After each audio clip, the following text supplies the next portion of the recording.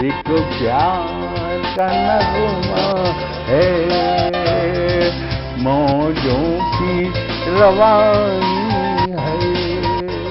आए ऋतुराज तो बिसार सब काज, कोई मीठी मीठी धुन गुनगुनाने लगी धरती। हंसा के जलवत जीवन को चेतन काटा बदल गया।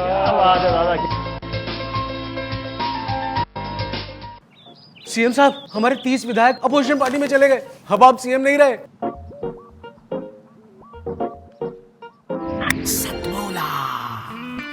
तो अब नया सीएम कौन बन रहा है? चल सतमौला खाओ, कुछ भी बचाओ।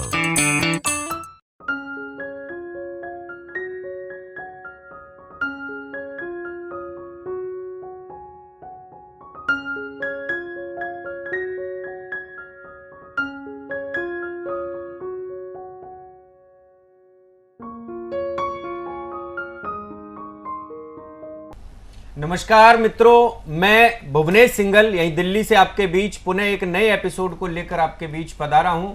सतमौला कवियों की चौपाल। सतमौला कवियों की चौपाल में आप सभी दर्शकों का हार्दिक अभिनंदन करता हूं, स्वागत करता हूं और कवियों से आपका परिचय कराता हूं। एक नए एपिसोड में नए रंगों के साथ, नए स्वर के साथ, नई मधुरता के साथ आपके बीच, नए आनंद के साथ, नए उत्सव को मनाते हुए एक नए एपिसोड में आपके बीच पधारा हूं। हमारे बाईं ओर सबसे पहले जो आप देख रहे हैं, काले वस्त्रों में, ब्लैक शर्ट में, लाल टाई लगाए हुए, हास्य व्यंग के एक धुरंधर कवि, जिनको पूरे देश के अंदर जाना जाता है उनके हास्य व्यंग की कविताओं के लिए, अशोक शर्मा जी। ठीक उनके बराबर में मेरे बाईं ओर बैठी हैं सुषमा सवेरा जी, मेरठ की धरती से आई हैं। राम पर जिन्होंने एक अद्भुत गीत लिखा है, बहुत अच्छा गीत लिखा है, उसको सुनेंगे, मगर उससे पहले आप उनका अभिनंदन कीजिए, स्वागत कीजिए सुषमा सवेरा जी। मेरे दाहिने ओर, ठीक दाहिने ओर बैठी हैं शुभम त्यागी जी, मेरठ की धरती से आप भी आई हैं। मेरठ की ऐतिहासिक नगरी जिसने क्रांति की ज्वाला को भड़काया और पूरे देश में क्रांति की एक ऐसी अलग जगाई जिसने देश को स्वतंत्रता दिलाई। उस नगरी से, उस क्षेत्र से हमारे बीच अपनी श्रृंगार की कविताओं को लेकर, हास्य की कविताओं को लेकर, संवेदनाओं की कविताओं को लेकर, व्यंग्य की भी कविताओं को लेकर और विभिन्न रंगों की नारी की कविताओं को लेकर, न जाने कितने रंग उनके अंदर समेटे हुए हैं। आप उनकी कविताओं को सुनेंगे तो निश्चित रूप से आनंद के गोते में, आनंद के सागर में गोते लगाएंगे। हमारे ठीक दाहिनी ओर मेरे चौथे कवि के रूप में हमारे बीच देश के बहुत वरिष्ठ कवि, जिनको हम लोग पूरे देश के अंदर राष्ट्रीय कवि के रूप में, गीतकार के जो रूप में जाने जाते हैं, जिनके मार्गदर्शन में न जाने कितने इस नई पीढ़ी के युवाओं ने बहुत कुछ सीखा और कलम को चलाना सीखा। ऐसे देश के बड़े साहित्यकार, बड़े गीतकार डॉक्टर जय सिंह आर्य जी हमारे बीच में उपस्थित हैं। डॉक्टर जय सिंह आर्य जी, चलिए कवियों की चौपाल के इस एपिसोड का प्रारंभ करते हैं। मेरे बाईं ओर बैठी हैं सुषमा सवेरा जी, जो मेरठ से हमारे बीच पधारी है। राम पर एक बहुत अच्छा गीत लेकर यहाँ पर आई हैं। राम पर मैंने कभी लिखा तो 4 पंक्तियां सर्वप्रथम प्रारंभ में शुरू करता हूं कि राम करे श्याम करे।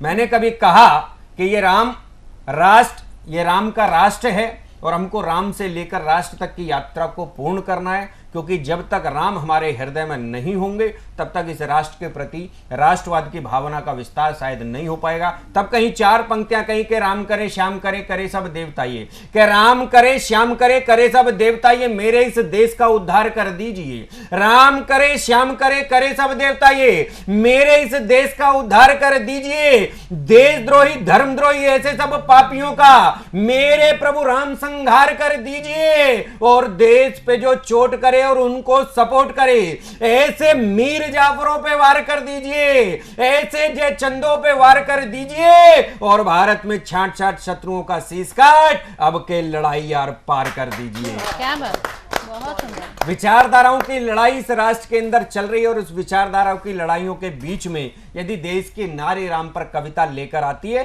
तो निश्चित रूप से एक सराहनीय पहल हो जाती है। मैं सुषमा सवेरा जी को आवाज देता हूं, आपकी जोरदार तालियां मिले इस कवित्री को। सुषमा सवेरा जी। सभी को नमस्कार। मैं अपना एक भजन आपके बीच रखती हूँ, आप सबको अयोध्या ले चलती हूँ जी। स्वागत है। चलो चलते अयोध्या में, करेंगे राम के दर्शन। आए, वाह वाह वाह वाह। चलो चलते अयोध्या में करेंगे राम के दर्शन, करेंगे राम के दर्शन, प्रभु श्री राम के दर्शन, करेंगे राम के दर्शन, प्रभु श्री राम के दर्शन। चलो चलते अयोध्या में करेंगे राम के दर्शन। क्या बात, वाह, वाह, बहुत वाह। अच्छे। मेरे सुख दुख मेरी तृष्णा, मेरे सुख दुख मेरी तृष्णा, सभी है आपको अर्पण। मेरे सुख दुख मेरी तृष्णा, सभी है आपको अर्पण। क्या बात है। सभी है आपको अर्पण। अंधेरों से निकल जाऊं, अंधेरों से निकल जाऊं, दिखा दो ज्ञान का दर्पण, दिखा दो ज्ञान का दर्पण। क्या बात। दिखा दो ज्ञान का दर्पण। अलौकिक रूप है तेरा, अलौकिक रूप है तेरा, विकल कैसे करूं अर्पण, विकल कैसे वाह, वाह। करूं अर्पण। बहुत अच्छे। करेंगे राम के दर्शन, प्रभु श्री राम के दर्शन। तुम्ही आधार सृष्टि के, तुम्ही आदर्श सृष्टि आहा, के। बहुत अच्छे।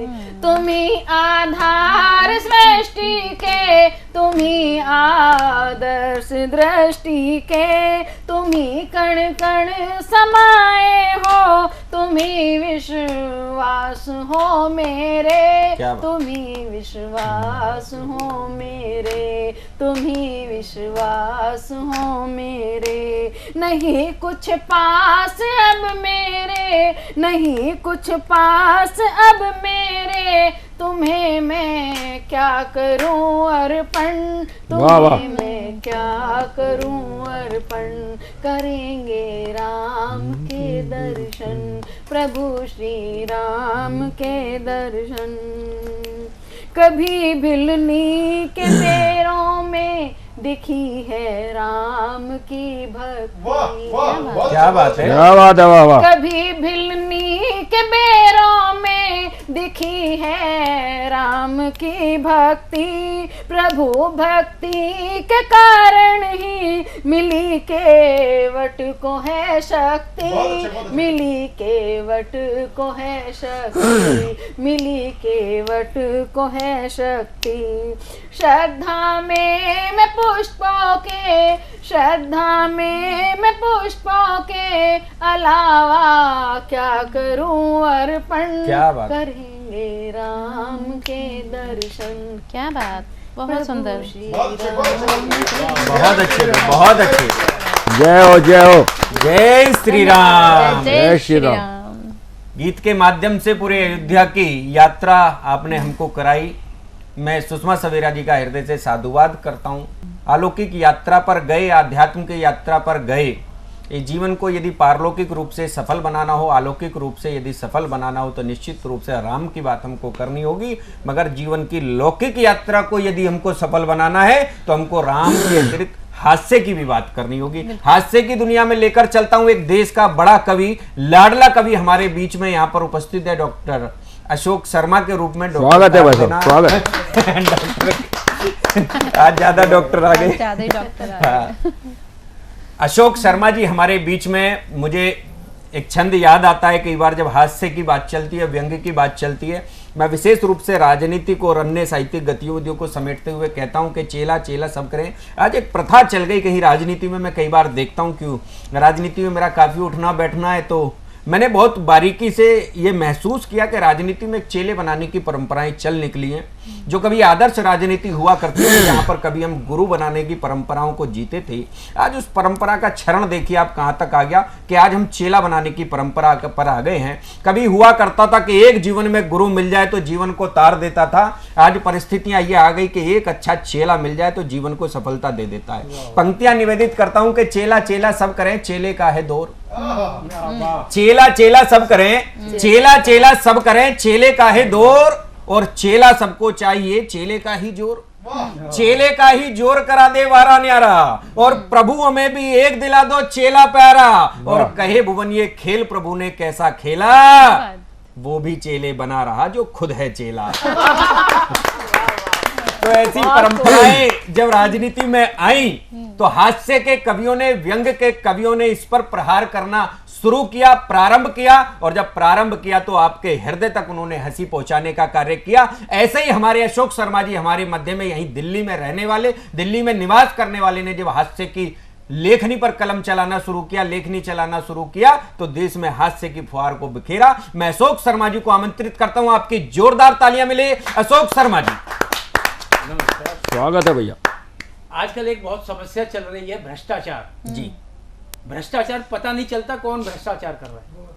कि एक अधिकारी ने अपने ही ऑफिस में अपने ही कर्मचारी को रिश्वत लेते हुए रंगे हाथ पकड़ा।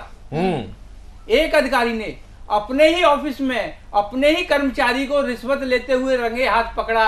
क्यों? वे ऑफिस में भी लपड़ा। क्या बात। इतनी बड़ी फोर्जरी। देखता हूं बेटा कैसा करता है नौकरी। कर्मचारी गिड़गड़ाया, माई बाप रिश्वत लेना तो मुझे भी खलता है, लेकिन क्या करूं, इसी से तो मेरा परिवार पलता है। बहुत अच्छे। लेकिन क्या करूं, इसी से तो मेरा परिवार पलता है, इस बार छोड़ दीजिए, आगे नहीं लूंगा। अधिकारी बोला छोड़ तो दूंगा, और ऐसा करने में मुझे समय भी नहीं लगेगा, पर ये बता बेटा, अगर मैंने तुझे ऐसे ही छोड़ दिया तो मेरा परिवार कैसे पलेगा? कैसे पलेगा? बहुत अच्छे भाई, बहुत अच्छे। वाह समस्या होती है साहब। अच्छा, मैं जहां काम करता था वहां 2 हिंदी अधिकारियों की जरूरत थी, और 5 ने अप्लाई किया। और 5 ने अप्लाई किया, जब परीक्षा का समय आ गया तो पता लगा 2 ऑलरेडी सेलेक्ट हो चुके हैं। अच्छा, इतना भ्रष्टाचार। मतलब 3 औपचारिक बतौर पेपर दे रहे हैं।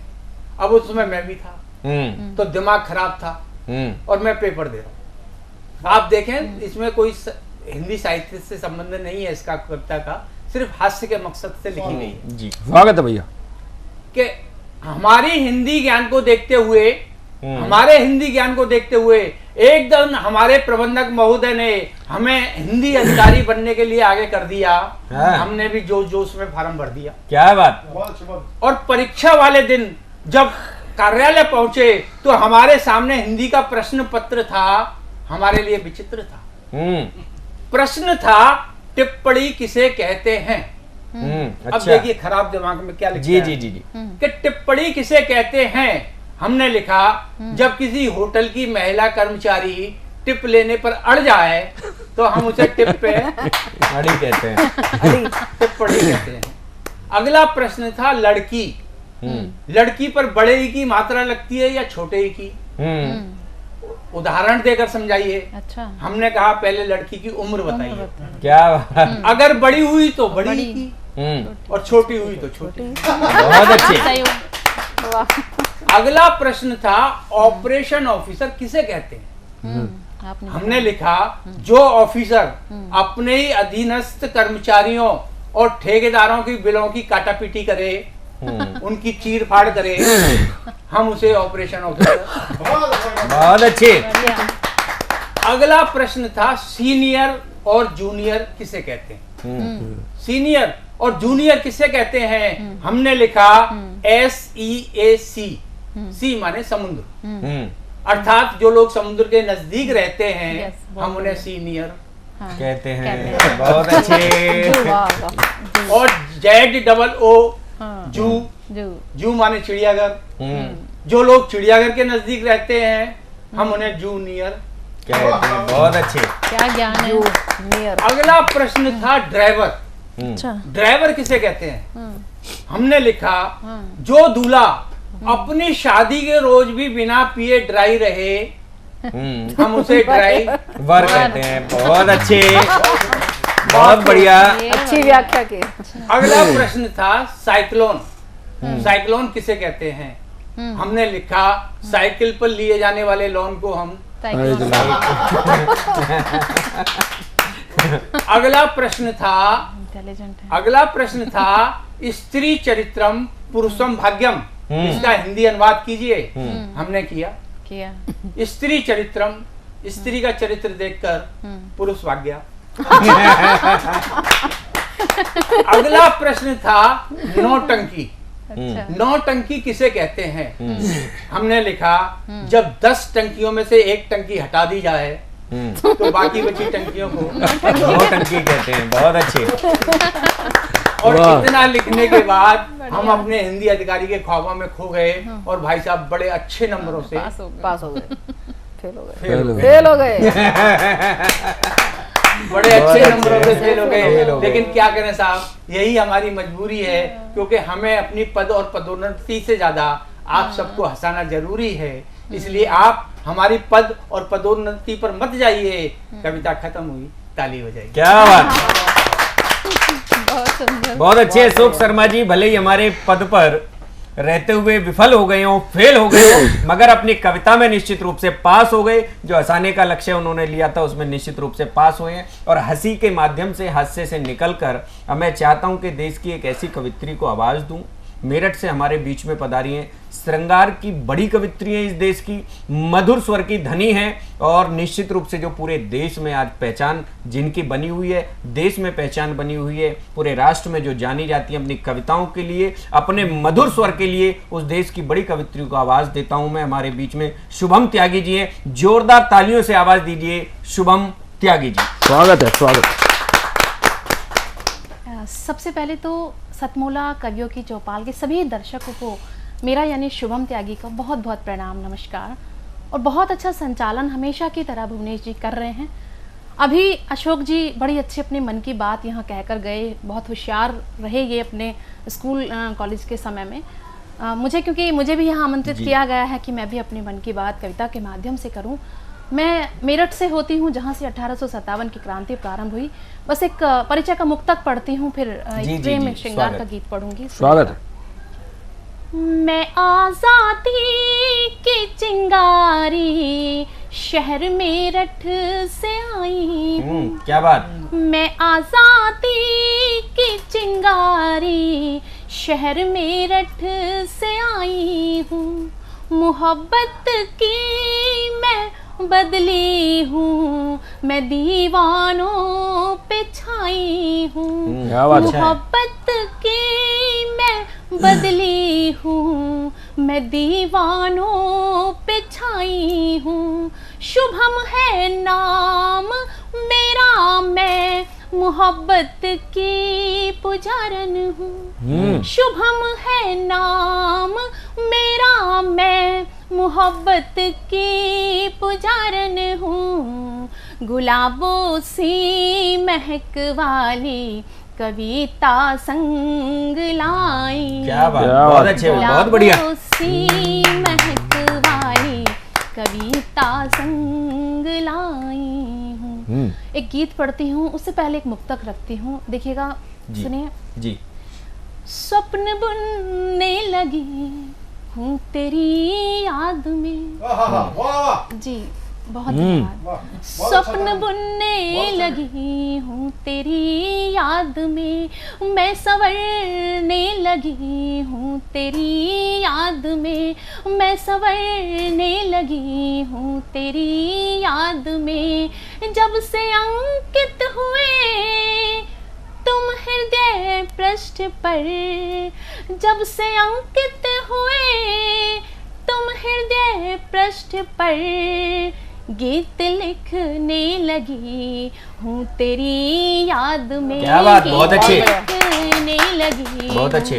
तेरी याद में, गीत लिखने लगी हूँ तेरी याद में। और इस गीत में उस उम्र का जिक्र किया है कि जिसको भी वो उम्र याद आ जाती है वो बहक के जाता है। तब कहती हूँ सुषमा जी स्वागत है।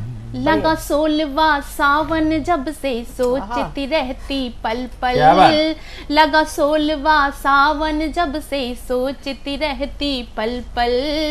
कोई कंकर मन की सतह पर आकर दे दे हलचल। कोई कंकर मन की सतह पर आकर दे दे हलचल। तेरे बिन नदियाँ के जैसी, बिन तेरे नदियाँ के जैसी ठहकी ठहकी हूँ। क्या बात? अमितवा बहकी बहकी हूँ। बढ़िया बढ़िया, काफी आ रही है, वाह ठहके ठहके, वाह। स्पर्श हुआ है जब से तेरा महकी महकी हूँ। अमितवा बहकी बहकी हूँ। अमितवा चहकी चहकी हूँ। अमितवा दहकी दहकी हूँ। क्या बात? अमितवा ठहकी ठहकी हूँ। अमितवा बहुत बढ़िया, बहुत अच्छे बहकी बहकी। वाह वाह वाह वाह वाह। बहुत आभार, धन्यवाद, बहुत सुंदर गीत शुभम। Thank you. बहुत अच्छे। शुभम त्यागी जी ने बहुत अच्छा श्रृंगार का गीत पढ़ा, अपने जवानी के दिनों को सभी को निश्चित रूप से याद दिलाया। मुझे भी 4 पंक्तियां कभी युवावस्था में कही थी तो वो याद आ गई इस अवसर पर कि जब व्यक्ति जवानी की दहलीज में कदम रखता है तो उसके मन के भाव किस प्रकार के होते हैं। जब कोई नायिका उसे पसंद आ जाती है, किस प्रकार के मन से भाव निकलते हैं। कहता हूँ कि हृदय खंडित लगे अब तो, हृदय खंडित लगे है अब तो, जीवन दंडित लगे है अब तो, और तेरा ऐसा रूप सुहाया मनवा पंडित लगे है अब तो। मन पंडित हो जाता है और पूजा करने को दिल चाहता है। ऐसे उस उम्र के भाव होते हैं, मगर उस उम्र के भाव शायद कहीं चंचलता लिए हुए होते हैं, नादानी लिए होते हैं। जीवन के संघर्षों को झेलकर जो परिपक्वता आती है तब जाकर जीवन कहीं सफल होता है। ऐसे परिपक्व कवि की ओर चलते हैं, एक आदर्श व्यक्तित्व की ओर चलते हैं। हमारे बीच डॉक्टर जयसिंह आर्य जी हैं। जोरदार तालियों से आमंत्रित कीजिए डॉक्टर जयसिंह आर्य जी। सतमोला कवियों की चौपाल के सभी पूर्वोत्तर श्रोताओं को सादर प्रणाम। वो कुछ देश की बात करना चाहता हूं आपके सम्मुख। पिछले सालों में हमारे देश की सीमा पर हमारे दुश्मन ने कुदृष्टि गड़ाई हुई है। मैं 4 पंक्तियां कहना चाहता हूं जी अपने दुश्मन के लिए। आंखें दिखाएगा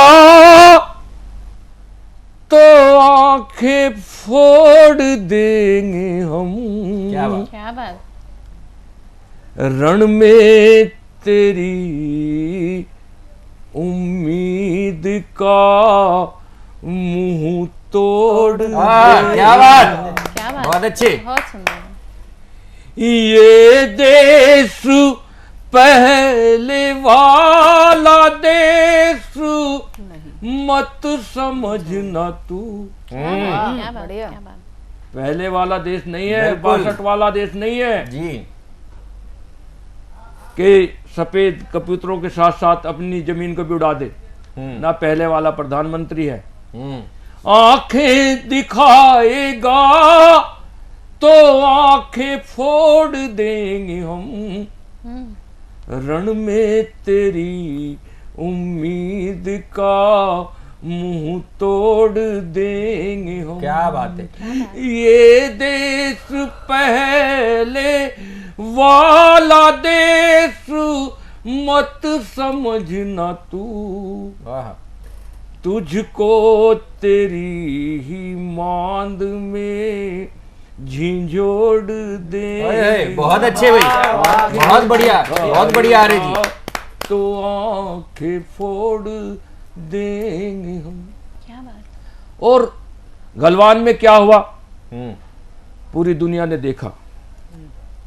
हमारे 20 सैनिक शहीद हुए, हमें बहुत दर्द हुआ, मगर हमारे रणबांकुरों ने 20 के बदले 50 को ठोका।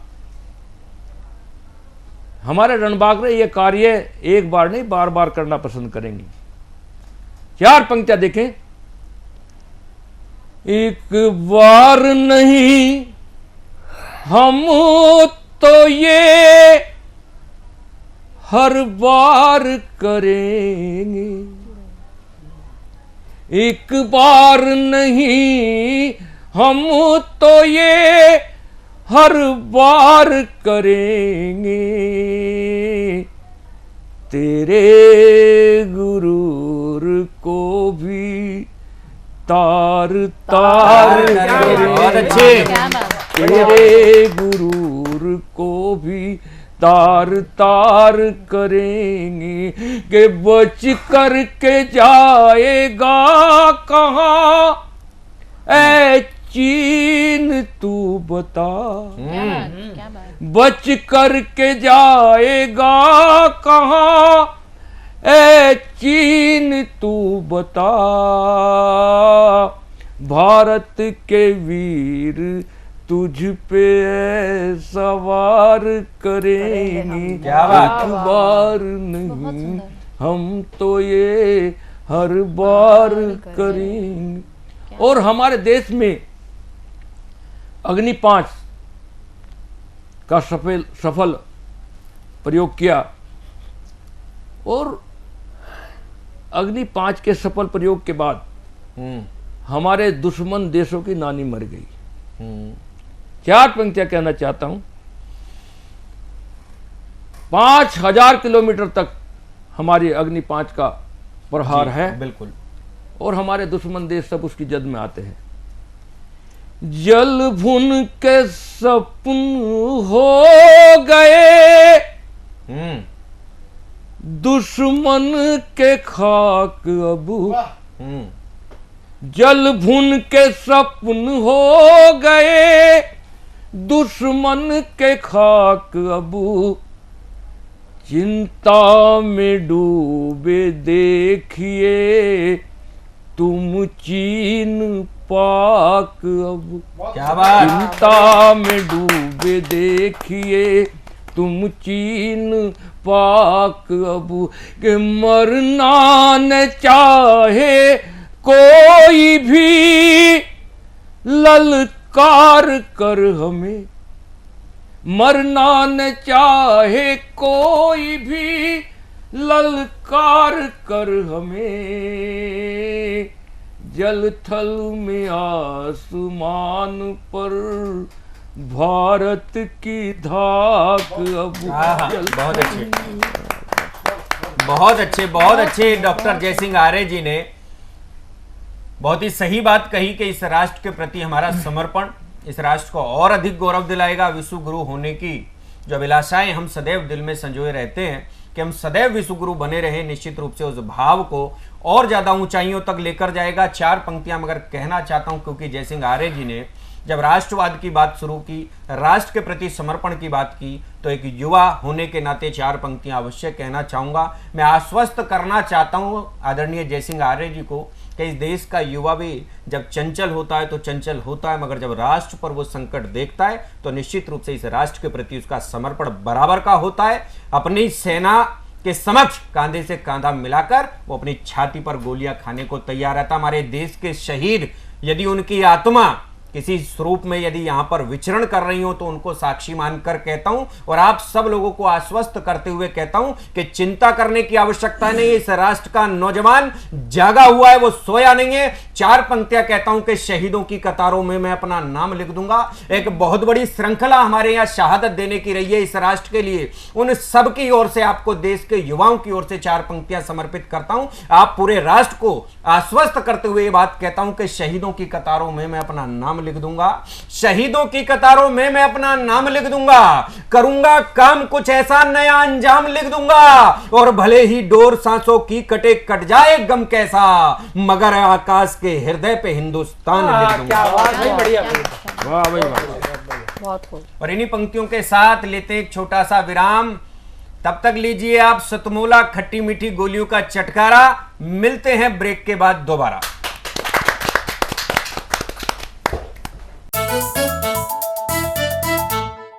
जितना जी में आए खाओ, बस खाते ही खाते जाओ।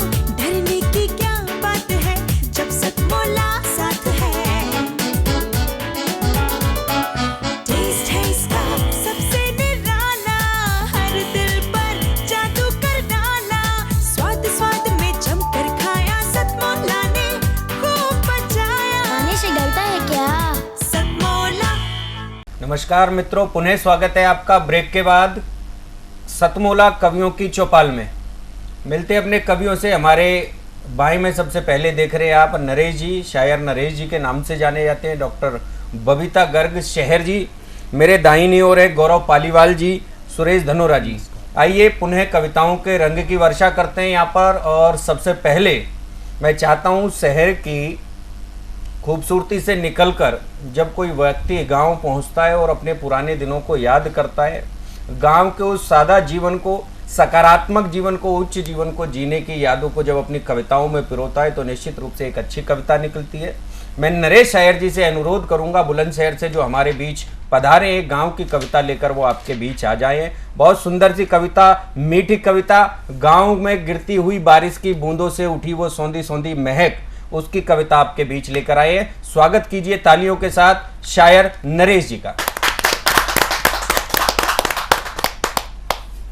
चलो गांव की और भी देख आए, चलो गांव की और भी देख आए, वो मिट्टी के घर कहीं ढह ना गए। क्या बात, क्या बात, बहुत अच्छे। चलो गांव की ओर जिनकी मिट्टी से बचपन संवारा, जिनकी मिट्टी से बचपन संवारा, चाह बढ़ी तो शहर आ गए। क्या बात। जिनकी मिट्टी से सब कुछ रहेगा, सब कुछ मिलेगा, सब कुछ रहेगा, सब कुछ मिलेगा, मगर वो खुशी अब मिल ना सकेगी। क्या बात, बहुत बढ़िया। सब कुछ रहेगा। पत्थर के महलों में बारिश से क्या डर, पत्थर के महलों में बारिश से क्या डर, वो मिट्टी के घर कहीं बह ना गए हों। क्या बात। चलो गांव की और एक गीत मित्रों की याद के लिए और जी जी जी। मित्रों की टोली वो गांव की गलियां, मित्रों की टोली वो गांव की गलियां, याद मुझे आज भी आ रही हैं, याद मुझे शहर में आकर के मैं बस गया हूँ, शहर में आकर के मैं बस गया हूँ, लगता है यारो मैं फंस गया। हाली की टिक टिक वो बैलों की घंटी, हाली की टिक टिक वो बैलों की घंटी, याद मुझे आज भी आ रही है। मित्रों की टोली मैं की चाहर दीवारी में घिर कर, मैं की चाहर दीवारी से घिर कर मैं जी रहा हूँ अब घुट घुट कर। बहुत खूब। मैं की चाहर दीवारी से घिर कर मैं जी रहा हूँ अब घुट घुट कर। क्या बात। वो खुली चौपालें, वो खुली चौपालें, हुक्का की गुड़ गुड़, वो खुली चौपालें, हुक्का की गुड़ गुड़, याद मुझे आज भी आ रही है। मित्रों की टोली वो गांव की गलियां, याद मुझे आज भी आ रही है। मैं था खिलौना मशीन बना हूँ, मैं था खिलौना मशीन बना हूँ, था भोला भाला कमीन बना हूँ। वो मस्तियाँ वो गलतियाँ याद मुझे आज भी आ रही हैं, याद मुझे। पत्थर के घर अब मैंने बनाए, क्या बात। पत्थर के घर अब मैंने बनाए, शानो शौकत से मैंने सजाए। वो माटी के घर वो माटी की गुड़िया, वो माटी के घर वो माटी की गुड़िया याद मुझे आज भी आ रही है। बहुत अच्छे, बहुत वो अच्छे। माटी के घर बड़ी बड़ी बातें करने लगा हूँ, बड़ी बड़ी बातें करने लगा हूँ, कविताएं लिखने लगा हूँ। मगर उस तख्ती और स्याही की, मगर उस तख्ती और स्याही की याद मुझे आज भी आ रही है। की टोली वो गाँव की गलियाँ याद मुझे आज भी आ रही है। बहुत सुंदर, बहुत बढ़िया भाई, बहुत अच्छे, बहुत अच्छे नरेश जी। आपने बिल्कुल निश्चित रूप से गांव की याद दिला दी। मुझे याद आता है अपने गीत की दो पंक्तियां कि मेरा मन कल मुझसे बोला, मेरा मन कल मुझसे बोला, पीर हृदय एक डोल रही है, और गांव में आजा गांव के बेटे, गांव की माटी बोल क्या रही बात है, बहुत सुंदर।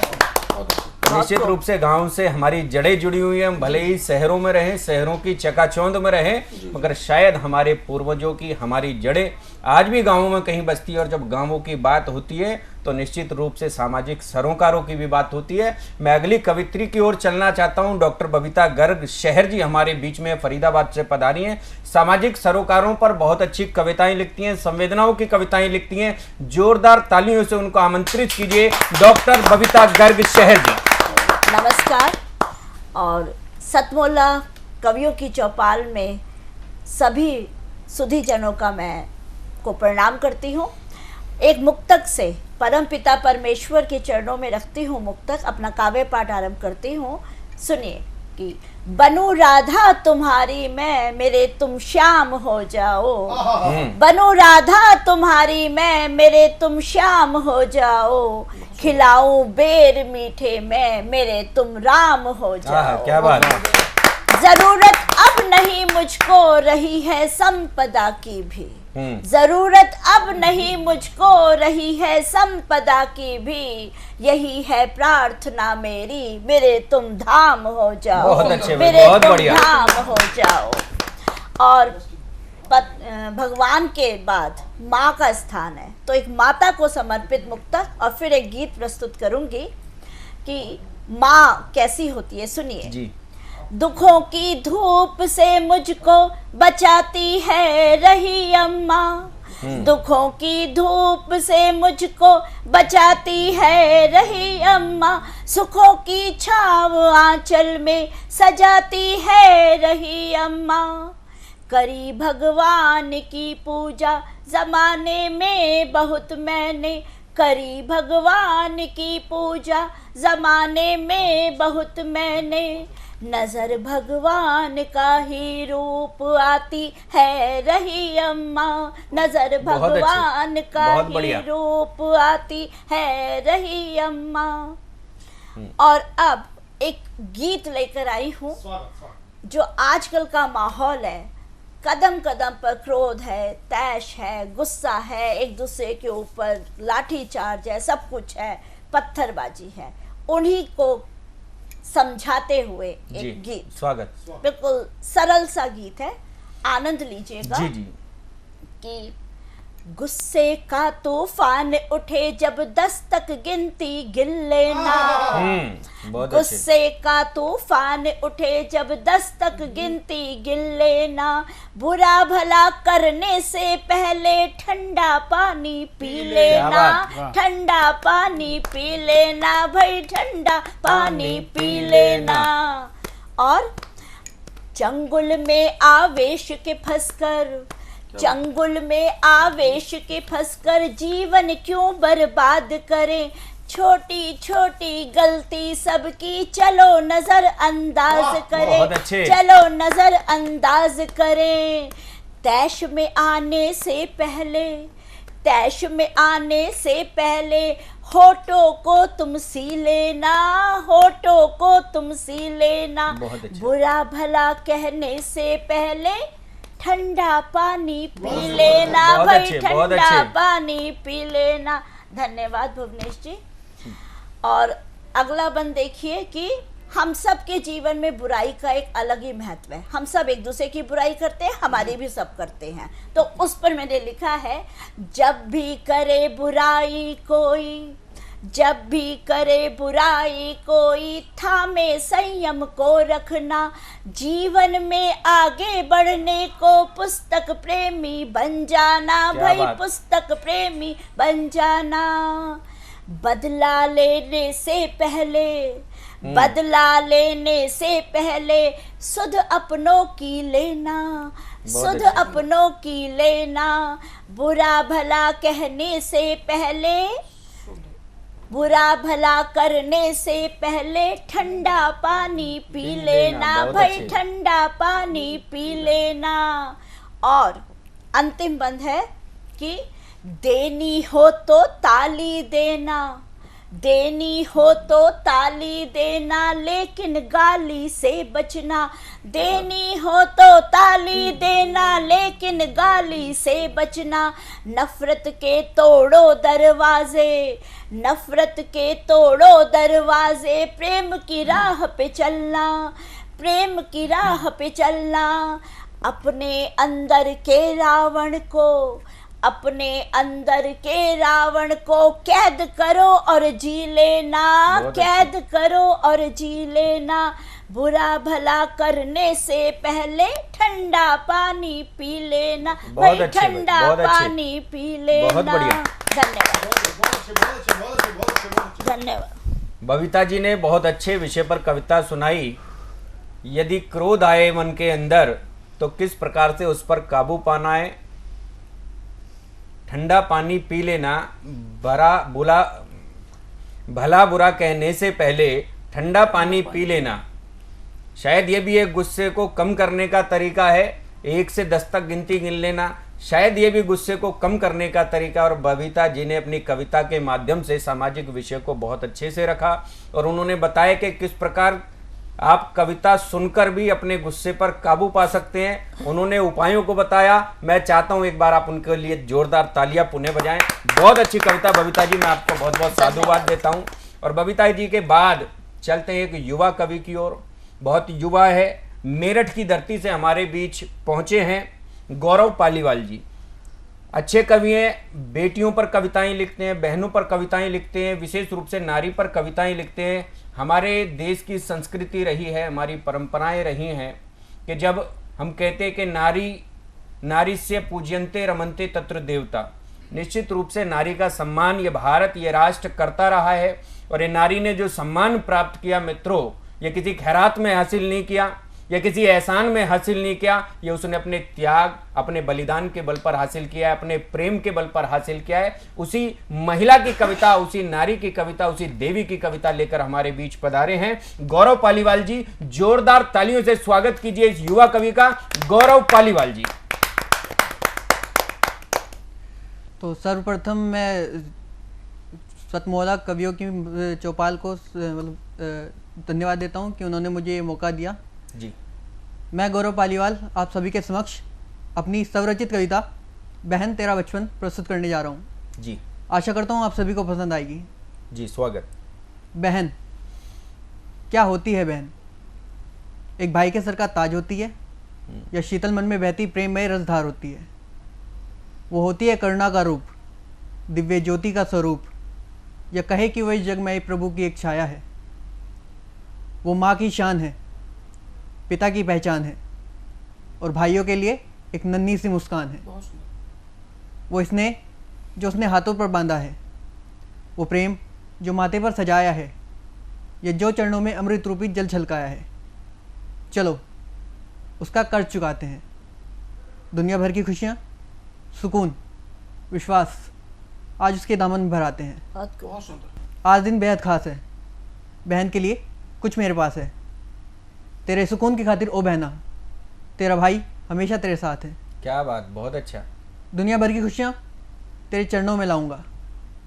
अब मैं भाई होने का फर्ज निभाऊंगा। बहुत बढ़िया। मैं रक्षक हूँ तेरे सम्मान का, इज्जत का, प्रेम का। तेरे अंतर्मन की दुविधा का एक मात्र उजाला हूँ। अब खुदा से बस एक दुआ चाहता हूँ, वो अनमोल वचन मैं फिर से मांगता हूँ। वो ख्वाब जो शायद ही सच हो, मेरे पास हो बहना, तेरा बचपन हो।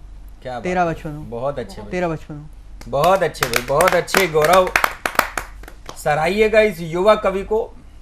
एक प्रयास किया है इसने संवेदनाओं पर कविता कहने का, नारी पर कविता कहने का, बहन पर कविता कहने का। मित्रों, मुझे दो पंक्तियां अपने गीत की याद आती हैं कि बिना किसी बात के ही खल रही बेटियां, बिना किसी बात के ही खल रही बेटियां, और आज भी अभाव में क्यों पल रही बेटियां।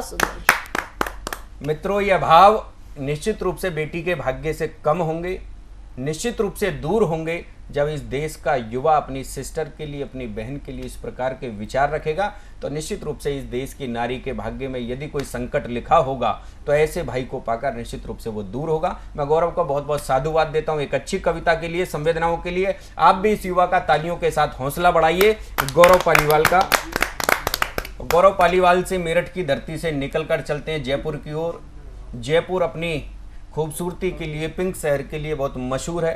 पूरे देश में जाना जाता है, पूरे विश्व में जाना जाता है। वहाँ से हमारे बीच आए हैं सुरेश धनोरा जी। मैं उनको आमंत्रित करता हूँ स्वतंत्र रूप से जो उनका मन हो वो सुनाए। आप तालियों से स्वागत कीजिए सुरेश धनोरा जी। दोस्तों नमस्कार। हाँ, अब मैं कागज भी साधना टीवी चैनल को बहुत बहुत धन्यवाद देता हूँ कि मुझे वो निमंत्रण दिया। और जयपुर से मैं सुरेश धनोरा आप लोगों को प्रकृति के बारे में बताना चाहता हूँ कि प्रकृति के जो आज हालात बिगड़ रहे हैं उन पर मैं कविता बताना चाहता हूँ। यह प्रकृति अनमोल है, जीवन सबको देती है, पल भर में छीन भी लेती है। पक्षियों का हालात बुरा हो रहा, यह तड़पती धूप गर्मी का रूप निराला है। तेरी प्रकृति तेरी माया कोई समझ न पाया है। क्या बात, अच्छा है, अच्छा है। तू जो भी करती है अच्छा करती है। दुनिया इस बात को माने या न माने, कई माँ बहन बेटियों की इज्जत लूटने वाले आज खुले आम घूम रहे हैं। सरकार भी कुछ नहीं करती, पुलिस वालों पैसों के चक्कर में लालच में रहते हैं। ऐसे लोगों का कुछ ना हो पाया, क्षण भर में तूने उसको दूर किया है। ये प्रकृति तेरी माया कोई समझ न पाया है। जय प्रकृति की जय हो। अब हमारे जो कोरोना महाकाल में हमने जो कई हमारे साहित्यकारों ने भी छीन लिया है और बहुत से लोग कोरोना से जूझे, उस पर मैंने जो कोरोना में 4 पंक्तियां लिखी हैं। कोरोना ने दुनिया को हिलाया है, फिर सबको रुलाया है। कुदरत का खेल निराला है, इसकी माया कोई देख न पाया है। कोरोना की पहली लहर आई, सबको अचरज में लाई। सबको धमकाया फिर डराया, पल भर में इधर से उधर कर दिया। क्षण भर में उनको छीन लिया। कोरोना के प्रकोप ने दिखाया, लोगों में हड़कंप मचाया। शिवजी ने तांडव चलाया, बड़े धूमधाम से डमरू बजाया। कोरोना महाकाल साहित्यकार कवि मित्रों को भी नहीं छोड़ा। यह कलयुग का महाभारत है, राक्षसों का कुछ नहीं बिगड़ा। कोरोना लहर तीसरी भी आएगी, राक्षसों का भी कुछ न हो पाएगा। ये माया गजब निराली है, शिवजी ने तांडव रचाया है, फिर भी राक्षसों पर प्रभाव पड़ेगा। ऐसे लहर कई आएगी, धीरे धीरे राक्षसों का भी अंत आएगा। फिर से हमारी खुशहाली आएगी, भारत फिर से सोने की चिड़िया कहलाएगी। सुरेश धनोरा जी ने बहुत अच्छी कविता प्रकृति के पर सुनाई। निश्चित रूप से प्रकृति का जो दोहन हम लोगों ने किया, हमें उससे बाहर निकलना होगा, प्रकृति की रक्षा करनी होगी। सुरेश जी के बाद मेरा मन है एक संवेदनाओं की, सामाजिक सरोकारों की एक और बहुत अच्छी कवित्री जो हमारे दिल्ली शहर से ही हैं, देश की राजधानी दिल्ली से हैं, प्रज्ञा गोयल जी, मैं उनको आमंत्रित करता हूं, बहुत आदर भाव के साथ आमंत्रित करता हूं। आप जोरदार तालियों से उनका अभिनंदन कीजिए। प्रज्ञा गोयल जी। और मित्रों, प्रज्ञा गोयल जी के बाद, उनको सुनने के बाद हमारा एक और सेगमेंट होता है इस सतमोला कवियों की चौपाल में कि हम एक कवि को, किसी भी एक कवि को, कवित्री को वीडियो के माध्यम से आप लोगों को सुनवाते हैं। आज हमारे बीच में वीडियो के माध्यम से जो उपस्थित हुई है मुजफ्फरपुर की कवित्री, बहुत वरिष्ठ कवित्री है, वीणा उपाध्याय जी। इस वीडियो के माध्यम से आइए उनको सुनते हैं। आप जोरदार तालियों से उनका भी अभिनंदन कीजिए। वीणा उपाध्याय जी। मित्रों, अब समय आता है आपसे विदा लेने का।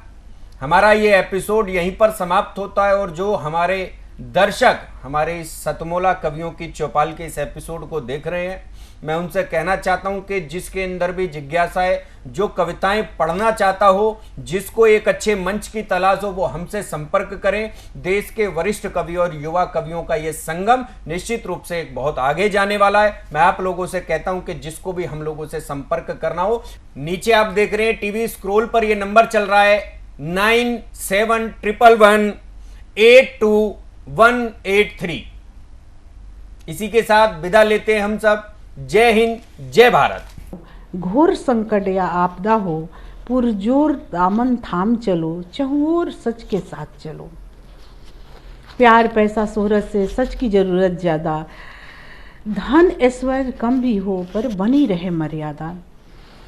सुख दुख या विपदा हो, घोर संकट या आपदा हो, पुरजोर दामन थाम चलो, चहुओर सच के साथ चलो। चिंतन ज्यादा करने वाले मौलिक खुशी नहीं पाते, चिंतन ज्यादा करने वाले मौलिक खुशी नहीं पाते। आज अभी में जीने वाले सदा हंसते मुस्कुराते। मनः विचलित करने वाले चिंतनों को त्याग दें, मनः विचलित करने वाले चिंतनों को त्याग दें। अतः आदि सूचक वाले शब्दों पर मत ध्यान दें। चिंतन ज्यादा करने वाले मौलिक खुशी नहीं पाते, आज अभी में जीने वाले सदा हंसते मुस्कुराते। मनः विचलित करने वाले चिंतनों को त्याग दें। अतः आदि सूचक वाले शब्दों पर मत ध्यान दें। मौलिक खुशी पाने की सबके पास राज मौजूद, मौलिक खुशी पाने की सबके पास राज मौजूद। मंथन हो इस बात पर अपना मेरा क्या वजूद। एक बार फिर से सुने। मौलिक खुशी पाने की सबके पास राज मौजूद, मंथन हो इस बात पर अपना मेरा क्या वजूद। धन्यवाद। तो आइए मैं अपनी तीसरी रचना आप लोग के सामने प्रस्तुत करने जा रही हूँ। मेरी इस रचना का शीर्षक है पीड़ भरी दास्तां। पीड़ भरी दास्तां। विचलित चितवन जब भी किसी मुद्दे पर अटकता, विचलित चितवन जब भी किसी मुद्दे पर अटकता, न जाने क्यों मन भटकता। विचलित चितवन जब भी किसी मुद्दे पर अटकता, न जाने क्यों मन भटकता। निर्जन दिशा विचरता, निर्जन दिशा विचरता, आसमान से गिरकर खजूर पर लटकता। सोचता गंतव्य पाने का भिन्न भिन्न उपाय, सोचता गंतव्य पाने का भिन्न भिन्न उपाय। असफलता मिलते ही हो जाता असहाय। निर्णय लेने में नहीं कर पाता उचित न्याय, निर्णय लेने में नहीं कर पाता उचित न्याय। सोचता गंतव्य पाने का भिन्न भिन्न उपाय, निर्णय लेने में नहीं कर पाता उचित न्याय। सतमोला कवियों के चौपाल के सभी दर्शकों को मेरा सादर नमस्कार। मैं वीणा उपाध्याय, मुजफ्फरपुर बिहार से। मैं इंटर कॉलेज में गृह विज्ञान की अध्यापिका हूँ। साहित्य मेरा प्रिय विषय रहा है। मैं हमेशा कुछ न कुछ लिखती हूँ। तो आइए आप लोग के सामने मैं कुछ अपनी रचनाएं प्रस्तुत कर रही हूँ। मेरी रचना का शीर्षक है पगजिद। पगजिद। गर आगे बढ़ना है पीछे मत देखो, गर ऊपर चढ़ना है नीचे मत देखो। गर आगे बढ़ना है पीछे मत देखो, गर ऊपर चढ़ना है नीचे मत देखो। वरना मंजिल का सपना छोड़ दो, शिखर पर चढ़ना छोड़ दो। गर आगे बढ़ना है पीछे मत देखो, गर ऊपर चढ़ना है नीचे मत देखो। वरना मंजिल का सपना छोड़ दो, शिखर पर चढ़ना छोड़ दो। पूरी जाने बिना कोई बात मत मानो, पूरी जाने बिना कोई बात मत मानो। दूरी मापे बिना कोई पगजिद मत ठानो। अपनी राय झट से देना छोड़ दो, अपनी राय झट से देना छोड़ दो। विवादित पथ से पग उल्टा मोड़ दो। गलत धारणाओं की अहमियत कम करो, गलत धारणाओं की अहमियत कम करो। सर्वोत्तम होगा पहले माप नियत तय करो। गलत धारणाओं की अहमियत कम करो। सर्वोत्तम होगा पहले माप नियत तय करो, माप नियत तय करो। गर आगे बढ़ना है पीछे मत देखो, गर ऊपर चढ़ना है नीचे मत देखो। धन्यवाद। उम्मीद है आप लोगों की मेरी ये रचना पसंद आई होगी। अब मैं आप लोग के सामने अपनी दूसरी रचना प्रस्तुत करने जा रही हूँ। मेरी रचना के शीर्षक है मौलिक खुशी अपना वजूद। मौलिक खुशी अपना वजूद। प्यार पैसा शोहरत से सच की ज़रूरत ज़्यादा, प्यार पैसा शोहरत से सच की ज़रूरत ज़्यादा। धन ऐश्वर्य कम भी हो पर बनी रहे मर्यादा। प्यार पैसा शोहरत से सच की ज़रूरत ज़्यादा। धन ऐश्वर्य कम भी हो पर बनी रहे मर्यादा। सुख दुख का विपदा हो, सुख दुख या न्याय। झूठ को सच बताता हद बेहद पछताता, झूठ को सच बताता हद बेहद पछताता। समझ ना समझ के बीच, समझ ना समझ के बीच हाथ मलते रह जाता। विचलित चितवन जब भी किसी मुद्दे पर अटकता, न जाने क्यों मन भटकता। निर्जन दिशा विचरता, आसमान से गिरकर खजूर पर लटकता। एक ही प्रश्न अनेकों बार, एक ही प्रश्न अनेकों बार खुद ही खुद से करता। झूठ को सच बताता हद बेहद पछताता। समझ ना समझ बीच हाथ मलते रह जाता। एक ही प्रश्न अनेकों बार खुद ही खुद से करता। अंतर्द्वंद के बीच निरंतर खुद ही खुद से लड़ता। एक ही प्रश्न अनेकों बार खुद ही खुद से करता। अंतर्द्वंद के बीच निरंतर खुद ही खुद से लड़ता। समझ न पाता किस प्रश्न का कौन सा उत्तर ठीक है, समझ न पाता किस प्रश्न का कौन सा उत्तर ठीक है। लेश मात्र त्रुटि विहीन एकदम सटीक है, लेश मात्र त्रुटि विहीन एकदम सटीक है। अपने को बेगाने कहता, अपने को बेगाने कहता, गैरों से निभाने लगता। खुश दिखने का बहाने करता। टुकड़े टूट कर भी, टुकड़े टुकड़े टूट कर भी झुकना नहीं चाहता। अंतस में छुपाए रखता पीड़ भरी दास्ता। टुकड़े टुकड़े टूट कर भी टूटना नहीं चाहता। टुकड़े टुकड़े टूट कर भी झुकना नहीं चाहता। अंतस में छुपाए रखता पीड़ भरी दास्ता, पीड़ भरी दास्ता। विचलित चितवन जब भी किसी मुद्दे पर अटकता, न जाने क्यों मन भटकता। धन्यवाद। आप सभी को सादर नमस्कार। सतमोला कवियों की चौपाल में आज हमारा परम सौभाग्य है कि आज हमें जिनका आशीर्वाद मिलने जा रहा है वह होते हैं सेवा इंटरनेशनल के कन्वीनर श्री श्याम परांडे जी। श्याम परांडे जी हमारे राष्ट्रीय स्वयंसेवक संघ का विदेश विभाग अनेक वर्षों तक देखते रहे, आज हमारे बीच में हैं। सबसे पहले हम उनका एक संदेश भी हम उनका सुनेंगे, हमारे बीच में श्री नीरज गुप्ता जी बहुत बड़े व्यवसायी हैं और बहुत ही समाज सेवी हैं। आप उनका भी हमें आशीर्वाद मिलने वाला है। मैं आप दोनों महानुभावों का हार्दिक अभिनंदन करता हूं, स्वागत करता हूं।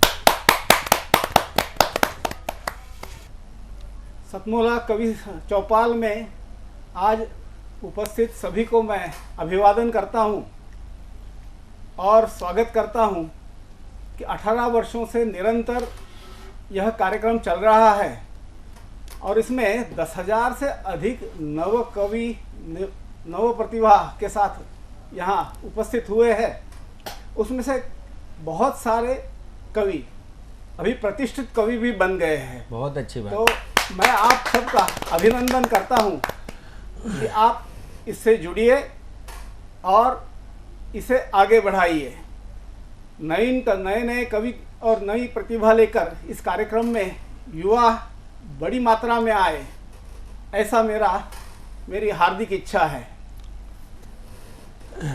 मेरा परिचय जैसे किया गया, सेवा इंटरनेशनल का काम मैं करता हूँ और कल ही अपने सारे हिंदू समाज के लिए, भारतीय समाज के लिए नहीं, विश्व के लिए एक आदर्श सेवक का जयंती उत्सव हमने मनाया।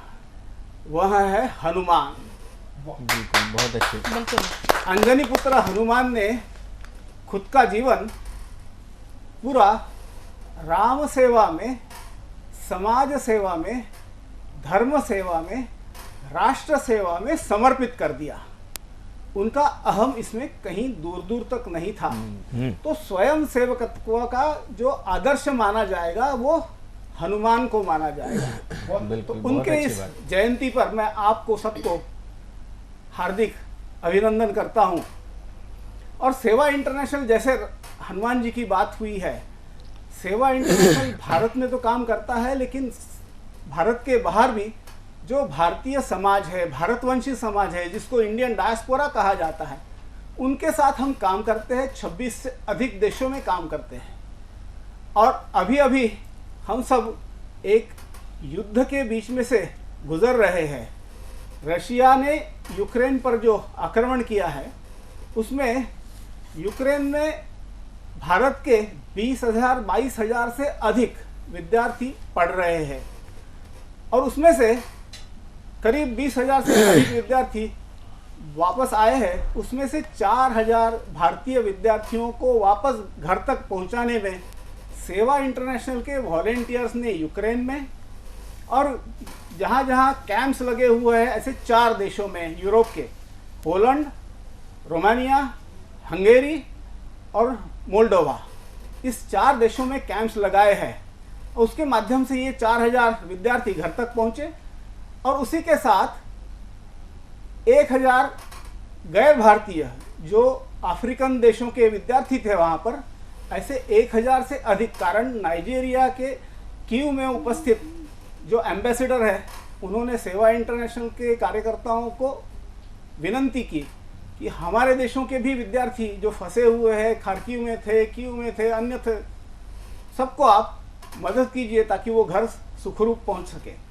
तो उनको मदद की गई है, वो वापस पहुंचे हैं और इसका सब जगह अच्छा संदेश गया हुआ है। उस देश के राष्ट्रपति ने भी सेवा इंटरनेशनल के इस कार्य के लिए उनको बहुत बहुत बधाई दी है। बहुत अच्छा। वैसे ही अभी भी चारों देशों में कैंप्स लगे हुए हैं, शिविर चल रहे हैं। इन शिविरों में अभी भी जो आ रहे हैं उनको सबसे पहले बॉर्डर पे रोका जाता है, तो वहाँ पर उनका वीसा का कार्य कराया जाता है। बॉर्डर क्रॉस कराने के बाद उनको खाना पीना, पानी की जो आवश्यकता होती है वो कराई जाती है। और आजकल सबसे प्रमुख जो बात हो गई है कि जो अपना मोबाइल है उसको चार्जिंग करना होता है, तो चार्जिंग स्टेशंस लगाए हुए हैं। और एक ही जगह पर ज़्यादा भीड़ न हो, जैसे पोलैंड के बॉर्डर पर ज़्यादा भीड़ हो गई तो उनको आगे हंगेरी के बॉर्डर पे भेजा गया बसेस की व्यवस्था करके। तो ऐसे कहाँ क्या चाहिए उनको, फिर स्थानिक लोगों के साथ मिलकर उनके खान पान की व्यवस्था करते हैं। 1 दिन 2 दिन रहने की व्यवस्था होती है, फिर उनका आगे भेजा जाता है।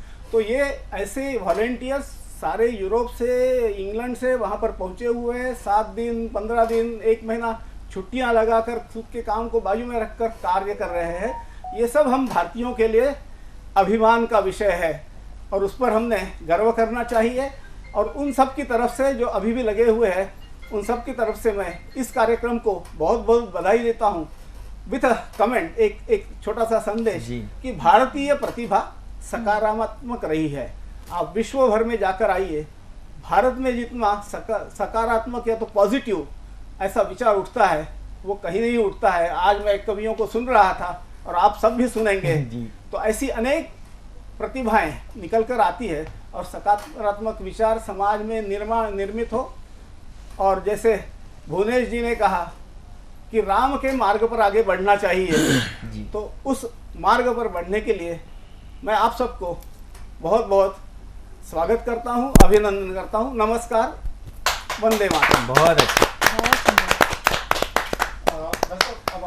मेरे दाहिनी ओर बैठे हैं नीरज गुप्ता जी, जिनका परिचय यदि देने लगूं तो शायद एक बहुत लंबा परिचय हो जाएगा, एक पूरा एपिसोड चला जाएगा। बहुत छोटे में, बहुत संक्षिप्त में उनका परिचय देता हूं। स्पीडवेल ग्रुप जो देश का एक अग्रणी ग्रुप माना जाता है, व्यापार जगत में जिसने एक बड़ा नाम हासिल किया है, पूरे देश में जो जाना जाता है, आज उसके मैनेजिंग डायरेक्टर हैं आप नीरज गुप्ता जी। और सबसे बड़ी बात, हम सब लोगों के लिए हर्ष का विषय, बहुत सारे क्षेत्रों से जुड़े हुए हैं, चाहे आप उसको फिल्म इंडस्ट्री से ले लें, बहुत सारी फिल्म इंडस्ट्री में इन्होंने बहुत सारी फिल्में बनाई। अभी एक इनकी बड़ी बहुत ही प्रसिद्ध फिल्म जो मैंने स्वयं उसको देखा, बहुत सारे उसके एपिसोडों को हिस्से में टुकड़ों में इसको जो मैंने अभी देखा इनके मोबाइल पर, जग्गू की लालटेन एक नई फिल्म आने वाली है जिसमें आप इसमें एक भूमिका में भी, महत्वपूर्ण भूमिका में भी हैं। ऐसी बहुत सारी फिल्मों के बनाने वाले, और इन सबसे अधिक खास बात जो है, जन सेवा से जुड़ा हुआ एक ऐसा व्यक्तित्व, समाज सेवा से जुड़ा हुआ एक ऐसा व्यक्तित्व जिसने दिल्ली के अंदर एक ऐसी आदर्श छाप छोड़ी समाज सेवा में।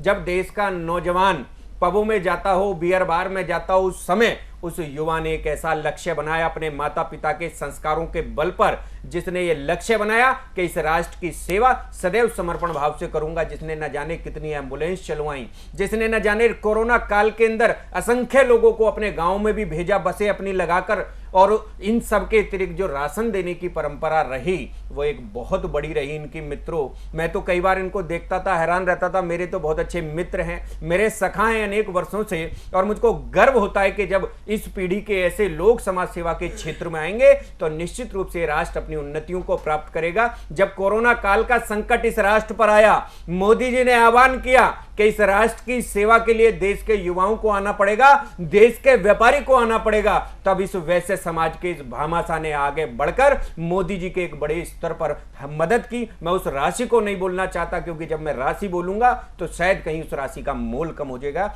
बस इतना आप इशारों में समझ ले, एक देश में कितना बड़ा जिगरा चाहिए उस राशि को देने के लिए, मगर इस व्यक्तित्व ने उस राशि को दिया और प्रधानमंत्री राहत कोष से देश की सेवा की। मैं ऐसे बड़े नाम के लिए चाहता हूं कि उसको आमंत्रित करूं, और उनके कुछ शब्द यदि हमको सुनने को मिलेंगे तो निश्चित रूप से समकक्ष पीढ़ी का, मेरी समकक्ष पीढ़ी का युवा उनसे प्रेरणा पाएगा, प्रेरित होगा। मैं नीरज गुप्ता जी को आवाज देता हूं, आपकी जोरदार तालियां मिले नीरज गुप्ता जी। धन्यवाद। सबसे पहले तो मैं सतमोला कवियों की चौपाल में मुझे आमंत्रित करने के लिए हमारे बड़े भाई प्रवीण आर्या जी का बहुत बहुत आभार व्यक्त करता हूं। साथ ही भाई भुवनेश सिंगल जी, इन्होंने मुझे इस कार्यक्रम में आमंत्रित किया, इनका भी मैं बहुत बहुत आभार व्यक्त करता हूं। साथ में सतमोला कंपनी को मैं बहुत बहुत शुभकामनाएं देता हूं, जो इतना बेहतरीन एक कवियों का कार्यक्रम ये इन्होंने बनाया है, इसको ऑर्गेनाइज़ किया। बहुत बहुत सभी को बहुत बहुत आभार और बहुत बहुत शुभकामनाएं। नमस्कार दोस्तों, मैं अनिल मित्तल, चेयरमैन सतमोला ग्रुप। मैं जैसे आप सब लोग जानते हैं कि 2004 के अंदर मैंने सतमोला कवियों की चौपाल आरंभ करा प्रवीण आर्य जी के साथ मिलके। तो हमारा उद्देश्य दोस्तों यही था कि जो आज ये काव्य पाठ है, जो ये बुद्धिजीवी वर्ग जो ये सुंदर काव्य पाठ हम लोग करते हैं, तो वो धीरे धीरे आज के ज़माने में लुप्त ना होता जाए। जो आज मॉडर्नाइजेशन चल रहा है, जितना टीवी पे हम और भी चीज़ें बढ़ती जा रही हैं, तो ये ना हो कि हमारी पुरानी जो ये एक संस्कार थे, पुरानी सभ्यता थी, कविता पाठ था, वो धीरे धीरे ये लुप्त होता जा रहा था। तो इसीलिए हम दोनों ने मिलकर 2004 के अंदर सतमोला की कवियों की चौपाल आरंभ करी, जिसके अंदर हम ऐसा प्लेटफॉर्म देते रहे हैं जिसके अंदर नए से नए कवि, जो भी कवि काव्य पाठ है उसमें करना चाहे उसका स्वागत करते हैं हम लोग, उन्हें मौका देते हैं नए नए कवियों को। और आप लोगों से यही निवेदन है कि जो भी, चाहे आप पहली बार काव्य पाठ करते हैं तो आप सतमोला कवियों की चौपाल के प्लेटफॉर्म पर आएँ, आप लोगों का स्वागत है। उसके अंदर आप अपनी मौलिक कविताओं को सुनाएं। उनके अंदर जो भी कमी होगी तो हमारे पुराने जो एक्सपीरियंस कवि हैं वो उनको सुधारेंगे और आपको और इम्प्रूव करने की कोशिश करेंगे। आपसे निवेदन है कि सतमोला कवियों की चौपाल में आएँ और अपना काव्य पाठ करें।